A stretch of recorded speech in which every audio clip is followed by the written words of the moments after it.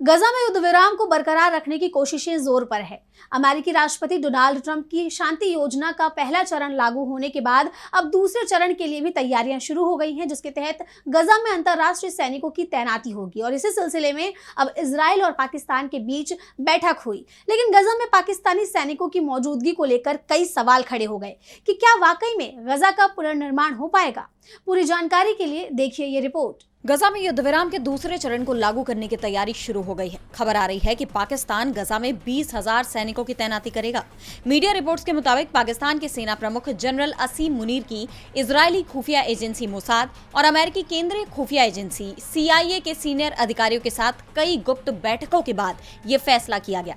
दरअसल अमेरिकी राष्ट्रपति डोनाल्ड ट्रंप के गजा शांति प्रस्ताव के तहत दूसरे चरण में इस क्षेत्र को दोबारा बसाने का काम शुरू होगा। पश्चिमी देशों की निगरानी में इसका पुनर्निर्माण होगा और इसके लिए अंतरराष्ट्रीय सुरक्षा बलों की तैनाती की जाएगी। इस्लामिक देश अपनी अपनी सेना भेजने की तैयारी कर रहे हैं, लेकिन इजरायली PM नेतन्याहू ने तुर्की की सेना की तैनाती से इनकार कर दिया। उनका कहना है कि तुर्की हमास के करीब है, इसलिए उसके सैनिकों को गजा में भेजना ठीक नहीं होगा।